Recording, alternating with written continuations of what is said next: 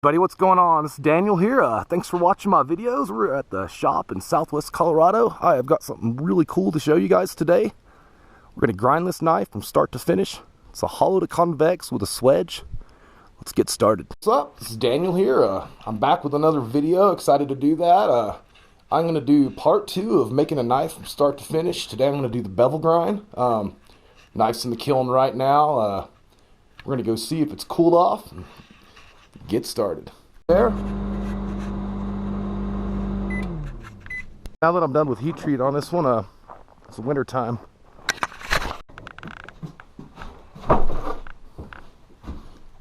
So let's talk about post heat treat bevel grinding. I got a lot of questions on the last video. Mainly, will it ruin your temper? Why do you do that? Did you forget? You know. But no, it's on purpose. I do this with almost all my knives. It's not going to ruin your temper. You're using ceramic belts, and you're not going to allow your knife to get hot. You're holding it in your hand with your thumb right behind it there, you know. So you're going to feel any heat that builds up. You're dunking whenever you feel necessary, or with every pass once you get to the finer grit belts. So no, you're not going to ruin your temper, and you probably don't want to do that on a Harbor Freight 1x30 or something like that. You got to have the right equipment, right belts, you know. So that's one of the things. Also, if your temper's ruined, you're going to see it. It's going to change the color of the knife, so it'll be visually apparent.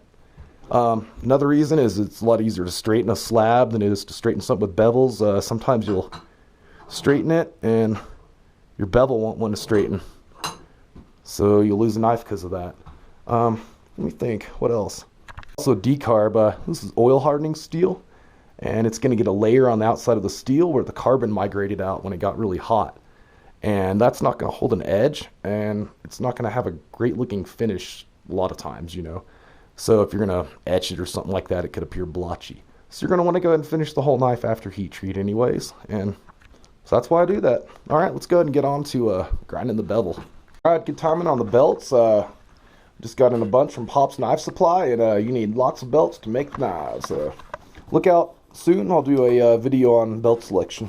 Let's get ready to grind. So I just threw on a 3M 967F belt. It's a 40 grit. I like these. I like the Norton Blaze. I like the VSMs are okay on a budget. Purple belts from either True Grit or Super Grit, I forget who. Or let me think what else. 984 Cubitron 2s. All those are great ceramic belts to do your initial grinding with. And I'm starting at 40, sometimes I'll start at 80, just depends how thick the knife is. Tighten down your belt all the way. Max tension right there on the KMG. And that's going to give you the best tracking you can get. You also want to do that. And this belt, I'm going to run at high speed and cut in the initial bevel. You guys won't be able to hear me because I'm going to close the camera, plus I'll have my respirator on. So just check out what I'm doing. Please ask any questions you have or anything like that. I'm always happy to help. Alright, let's get to this. Just forgot. For the video, we're going to do a chisel grind, because for a double grind, you're just going to flip and repeat, you know. And what we'll do is a compound chisel grind with a swedge. So you guys can see a lot of techniques. We'll do I think I'm going to do the main grind just straight across, and you'll see how that's going to work with a tip. If you wanted to do a standard kind of saber grind where it's parallel the entire way, what you're going to do is go across and keep your edge kind of parallel with your plane right there. And that way it'll give you a typical saber grind. But for this grind, since I'm going to do a compound grind with a straight grind, then the tip ground separate, straight across, and that's it. Alright, get started, and what I'm going to do is I'm going to lay in a bevel grind, and you see I already started it. Thought I had the camera on, but it was off. But you guys didn't miss much. All we're going to do is go in with the knife edge down, do a couple passes that way, and what we're doing is saving our belt. If we were to do it with the edge up, you'd knock a whole bunch of grit off, and you want your belt to last as long as possible and stay nice and sharp. Alright, back to work.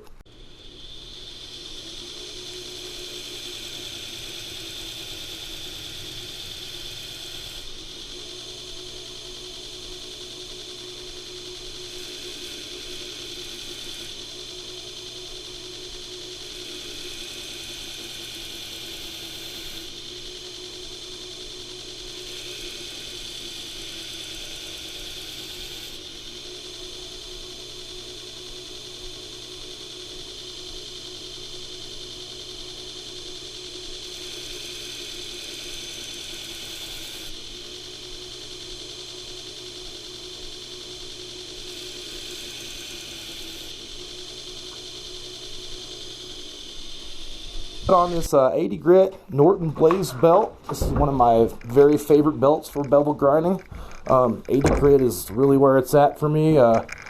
40 is just removing metal, and 120 is just cleaning up scratches. So this is where I like to really nail my bevel grinding. I don't like to mess with a plunge before or after that. It's really important to me to do it that way. And one thing I'll do after I turn the belt on, the grinder on, I'm going to use a scrap piece of steel. I'm going to hang the edge off, and I'm going to run it over there to roll the edge over a bit. When you do that, that's going to kind of help get your radius correct with a plunge, especially with a big old plunge on this chisel grind. And at the end of the last video, I was showing this edge. I just wanted to see you guys to see how thick it was, because that's a good stopping point at 40 grit. It's probably about 40 thou right there.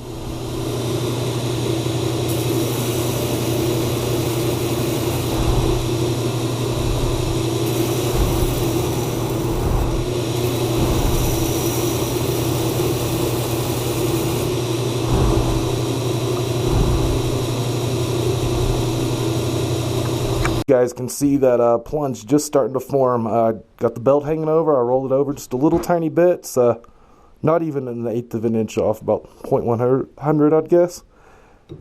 And all of a sudden this plunge has a little bit of radius, not such a sharp drop off. And on this knife I like to pull the plunge back a little bit so it's easy to sharpen.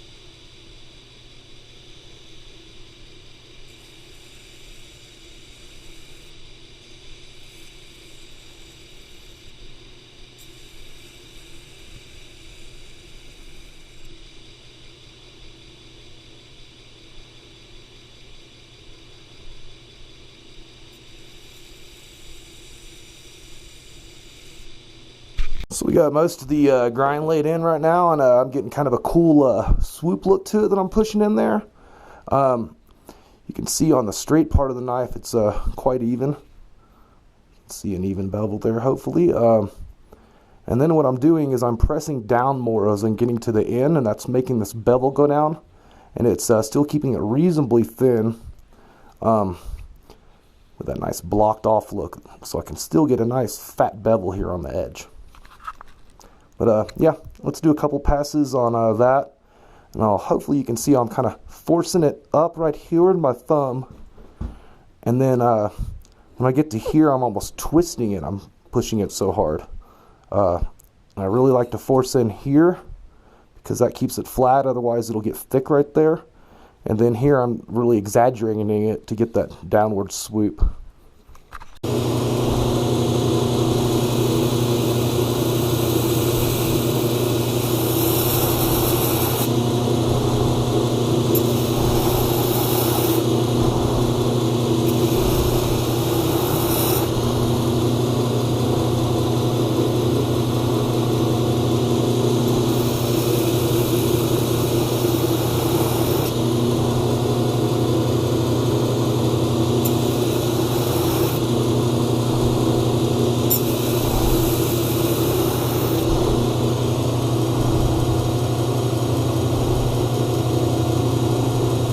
Our edge is getting nice and thin at 80 grit. It's probably about 20-25 thou right now. I like to get them down to 10 on something like this, you know, as low as a near 0 even, and thicker on this tip because that's how we're doing this one. But yeah, so that's a good stopping point with your 80 grit. Good to remember that. After that, you're going to want to go on to finishing. If you're just starting off, leave your edge thicker. No need to get too crazy, you know. You're going to probably spend a little extra time doing your finishing and grind a little more metal off. So that's it. And now what I could do, I could go ahead and finish this entire bevel off completely by itself, then move on to the rest of it. But I'm going to go ahead and cut in the front main grind because I like to do it that way because it's more efficient for me. For this next part, we're going to cover slack belt grinding, and I personally like to do it on the top of the KMG with a maximum belt tension close to the wheel. Some people like to use a flat plating like this one here on the ground and just take the flat plating off and use the belt between there, but for me, I just don't enjoy grinding that way. So let's check out a new way to use your grinder and how to throw a convex on a hollow grind.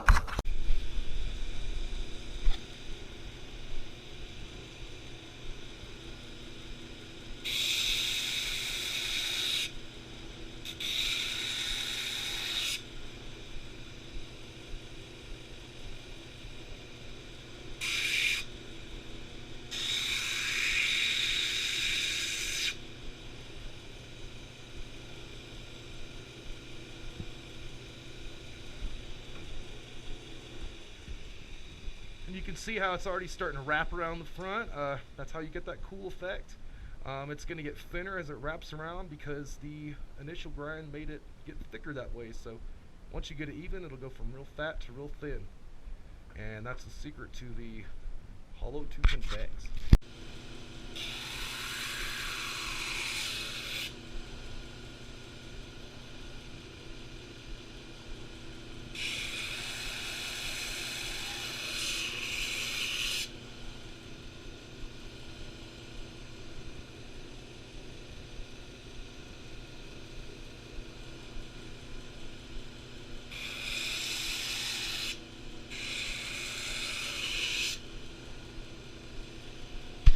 Just focus on keeping your grind nice and crisp. Start off a little bit of steeper angle at first. Keep your edge kind of parallel to that plane I was talking about earlier. And you do a little bit of a sweep when you press down kind of in an exaggerated manner. That's the way I like to do it at least. And you really want to pay attention to your edge thickness. You can see they're almost equal now. Yeah, just don't go back real far or something like that. You're gonna lose all your you're gonna lose all your Christmas presents. You're gonna lose the crispness of your grind and that cool transition or Yokote. Fresh 120 belt for the Swedge, nice slow speed, and I want to do a Swedge that starts here and goes deep and then gets shallower as it goes to the tip. That way it allows kind of full penetration and yet a full strength tip, plus it looks super cool. That's mainly why I'm doing it. Yeah, Swedges, they just look cool. That's why I like them. Alright, so let's go ahead and get to that.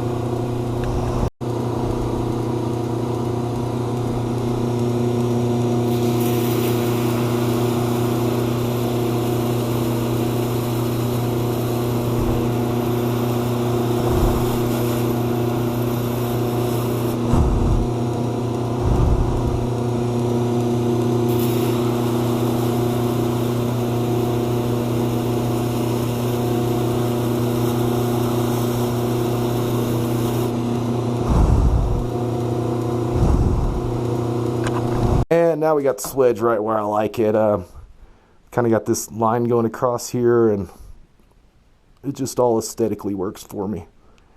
Plus, you can see there's no facets or waviness. I don't know if you guys could tell or not, but on that, right for the last pass, it was real ugly looking. And that's because I was looking at the GoPro to see if it was still filming. But yeah, I got a nice fat look right here. And as you can see, I kind of pulled the Swedge up real short and kind of brought that down, and then I kind of forced it back to get this nice drop down that kind of pulls back up right where the top of this grain does. So both get bigger and bigger and then smaller and smaller. So looks cool. Also performs really nicely. You're going to have that nice tall slicing geometry. Edge is going to stay the same, but you're going to have this nice thick tip. Really nice Swedge, but as you can probably see, the tip is really thick still. That's one cool thing about a convex edge and that type of Swedge. All very Japanese and adapted and made all crazy by us from katanas and that type of thing. But alright, so we're good on 120 grit, and I'm going to go ahead and move on to the Norax belts next.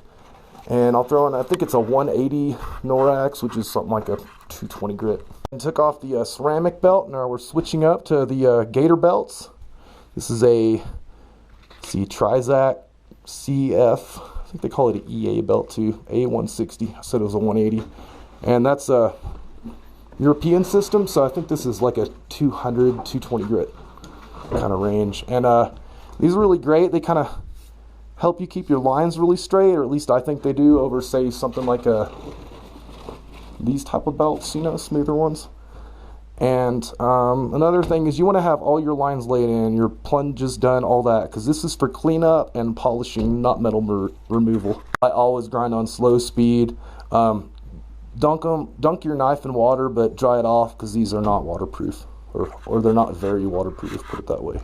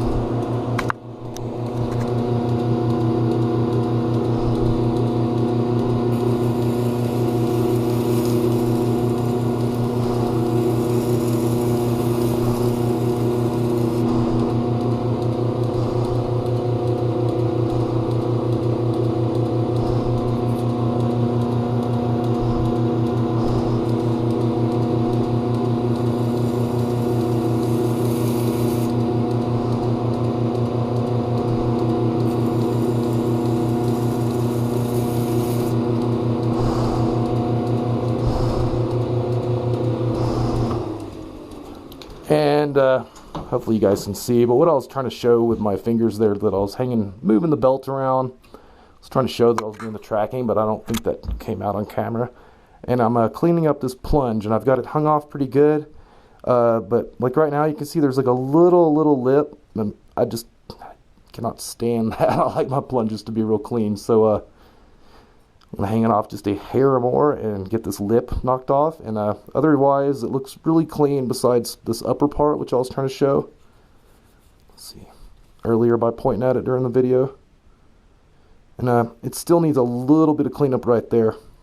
Not really anything to worry about because I'm going on to another belt, but I should go ahead and knock that out as a habit. Yeah, we'll also do the Swedge and the edge here next.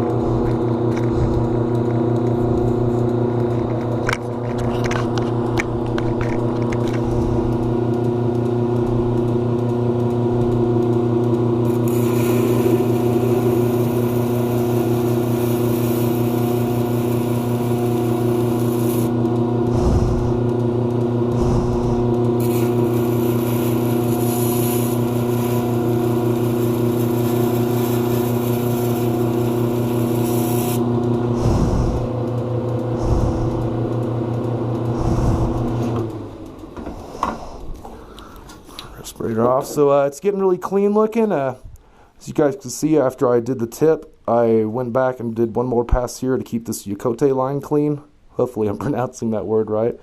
And that's just the sharp transition you see like on katana.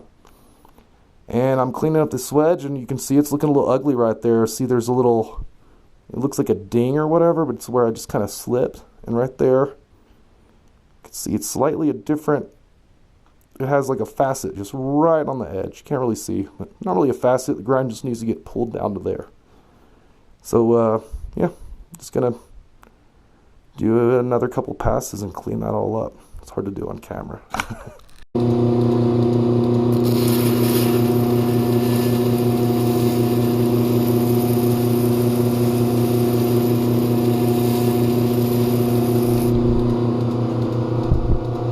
Yeah, that looks good now.